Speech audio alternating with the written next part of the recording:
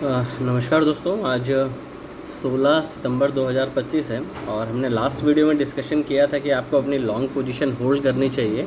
आपको एक 25,200 25,250 तक का एक मोमेंटम मिल सकता है। तो आज निफ्टी ने एग्जैक्ट 25,200 के मूवमेंट को हिट किया है। वहाँ पे थोड़ा साइडवेज कर रहा है। आपको ये चीज़ हमेशा बाज़ार में ऑब्ज़र्व करनी चाहिए कि बाज़ार किसी रेजिस्टेंस जोन के पास जाके रिजेक्शन दिखा रहा है कि नहीं दिखा रहा है। रिजेक्शन से मतलब ये होता है क्योंकि आप अपनी पोजीशन को तभी लॉन्ग टाइम तक होल्ड कर सकते हो जब आपको इवेंचुअली ये पता हो कि यहाँ से बाज़ार सपोर्ट लेगा या रेसिस्टेंस से रिवर्स करेगा। बोलने का मतलब ये हुआ कि अगर बाज़ार ऊपर जा रहा है तो क्या वो और ऊपर जा सकता है कि नहीं जा सकता। आपको ये क्वांटम आइडेंटिफाई करना होता है बाज़ार में कि अगर बाज़ार रेसिस्टेंस के आसपास है तो वहाँ से जो करेक्शन आ रही है वो तेज़ आ रही है कि स्लो आ रही है। क्योंकि अगर स्लो करेक्शन है दैट मीन्स वहाँ पे वो कंसोलिडेशन करेगा, ऊपर नीचे करेगा, देन ऊपर की साइड उसको अगेन ब्रेकआउट कर देगा। 70% ऑफ द टाइम ऐसा ही होता है। 30% टाइम है कि मार्केट अपने हिसाब से चलता है। और जैसा कि हमने अपनी रिलायंस की पोजीशन होल्ड कर रखी थी, एयरटेल की थी, उनसे हमने प्रॉफिट बुक कर लिया। अभी मेरे पास फ़िलहाल एक ही पोजीशन ओपन है ICICI बैंक की। अब मेरे को जो बाज़ार में फ़िलहाल नज़र आ रहा है, देखो मैं गलत हो सकता हूँ बट एक जब व्यू बनाना बड़ा ज़रूरी होता है कि बैंक निफ्टी जो है वो एक हल्का हल्का कोशिश कर रहा है स्ट्रेंथ देने की। बट अगर आपका बैंक्स और रिलायंस में थोड़ा सा मोमेंटम अगेन आता है तो आपको निफ्टी आराम से दोबारा यहाँ से ऊपर की तरफ और 25,400 के आसपास जा सकता है। बट यहाँ पे एक चीज़ अपने दिमाग में कॉशियस चीज़ रखें कि यहाँ से बाज़ार में कभी भी एक बड़ी बार बनेगी तो वहाँ पे आपको कोशिश करनी है बाय करने की, क्योंकि अभी बाज़ार एक कंसोलिडेशन में है। तो कंसोलिडेशन में आपको वेट करना है नया स्विंग हाई बनने की। तो जब तक नया स्विंग हाई नहीं बनेगा तो आप बाज़ार में बड़ा मोमेंटम कैप्चर नहीं कर पाओगे। जैसे आज का दिन था, मॉर्निंग में कल का भी हाई था और डे बिफोर यस्टरडे का भी हाई था। अगर आपने नोट किया हो तो 25,140 के आसपास 2 दिन का हाई था।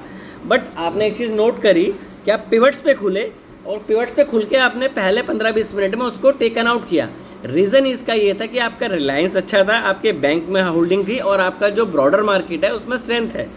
स्ट्रेंथ का मतलब हुआ कि उसमें डाउन साइड जर्नी शुरू नहीं हो रही है। तो अगर ये थोड़े थोड़े चीज़ें पॉजिटिव हैं बाज़ार में, प्लस आपके काफ़ी चीज़ें पॉजिटिव चल रही हैं बाज़ार में, नेगेटिव आपका खाली FIZ हैं जो कि कंसिस्टेंसी में बाज़ार को बेच रहे हैं।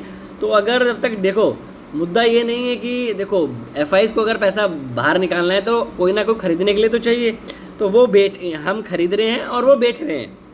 अब वो आते हैं नहीं आते हैं वो बिसाइड द पॉइंट है। हमें एज ए ट्रेडर ये देखना है कि अगले 3-4 दिन में बाज़ार का माहौल किस तरीके से होना चाहिए। अभी जो मोमेंटम हमें नज़र में आ रहा है, जैसे हमने भी लास्ट वीडियो में डिफेंस पे बात करी थी, मैं स्टिल HL होल्ड कर रहा हूँ, BL होल्ड कर रहा हूँ और मैंने थोड़ा पहले का लिया हुआ है।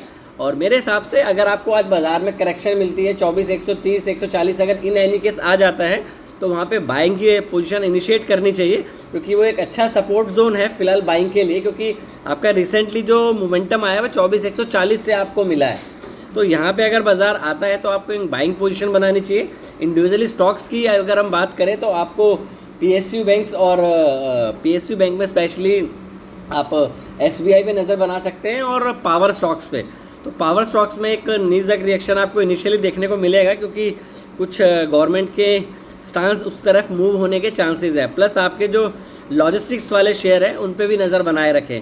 और अगर ओवरऑल एक व्यू लेने की कोशिश करें बाज़ार में तो बाय ऑन डिप का ही स्टांस बाज़ार में बनाए रखें, क्योंकि हो सकता है कि बाज़ार में एक बड़ी बार मिले आपको 200-300 पॉइंट की, हो सकता है पूरा डे एक नेगेटिव हो, तो वो आपके लिए एक बाइंग अपॉर्चुनिटी होगी अच्छे ऊपर के मूव कैप्चर करने के लिए। क्योंकि अगर आप डेली का चार्ट लगाओ यहाँ पे तो डेली के चार्ट में आप ऑब्जर्व करोगे कि बाज़ार गैप्स में डील कर रहा है, उसके बाद साइडवेज हो जाता है। तो अगर आपका पैर बाज़ार में नहीं है, अगर बाज़ार में आप एंट्री गैप अप की बात कर रहे हो तो आपको मोमेंटम नहीं मिलेगा।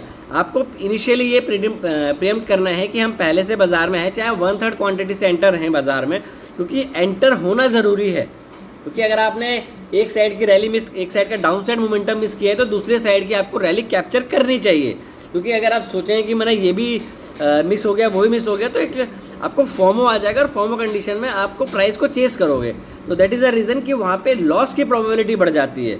तो मैं हमेशा एक बात बोलता हूँ, कभी भी अगर आपको ट्रेड लेना है तो किसी मूविंग एवरेज के पास लें, वहाँ पे स्टॉप लॉस नियर बाय होता है। अगर वो चलेगा तो वो आपको 1:4, 1:3 का टारगेट इजीली अचीव करवा देता है। तो फिलहाल के लिए इतना ही। बैंक्स भी होल्ड कर रहे हैं। अगर ICICI बैंक और HDFC बैंक एक कंसोलिडेशन फेज में है, अगर वो निकलते हैं तो यहाँ से आपको इनकी वजह से निफ्टी में भी एक ऊपर की जर्नी देखने को मिल सकती है। ओवरऑल अगर हम 3-4 दिन का व्यू लेने की कोशिश करें निफ्टी की, तो आपका जो एक अच्छा सपोर्ट बनता है वो 24,900, 24,800 का एक अच्छा सपोर्ट जोन है। अगर वहाँ पे इनकेस आए तो आपको बाय करना चाहिए, बट इस व्यू से आप बाय नहीं कर सकते। तो आपको अगर बाय करना है तो बाय का आपका स्टांस होना चाहिए कि निफ्टी 24,125 से 24,150 आए तो आपको यहाँ पे बाइंग इनिशिएट करनी है। व्यू लेना एक अलग चीज़ होता है, ट्रेड में उसको इम्प्लीमेंट करना एक अलग चीज़ होता है। क्यों? क्योंकि मैंने अभी जस्ट निफ्टी में मेरे को 60-65 पॉइंट्स आ रहे थे, बट मैंने 50+ पॉइंट लेके बुक कर लिया। क्यों? क्योंकि ऊपर लेवल पे प्रीवियस बार का नेक्स्ट बार ने लो ब्रेक कर दिया और उसके नीचे ट्रेड कर रहा है। तो एक मैंने अपने लिए एक प्रॉफिट बुकिंग का स्टांस बना रखा है कि इस तरीके से आपको प्रॉफिट बुक भी करने चाहिए। बाजार में वीकनेस नहीं है, बाजार में स्ट्रेंथ है। ये हो सकता है आपको निज़क के लिए आपको निकाले और यहाँ से फ्रेश मोमेंटम ऊपर की तरफ स्टार्ट करे। तो कोई भी ट्रेड लें तो अपने वित्तीय सलाहकार से ज़रूर परामर्श करें। Thank you, take care and trade well.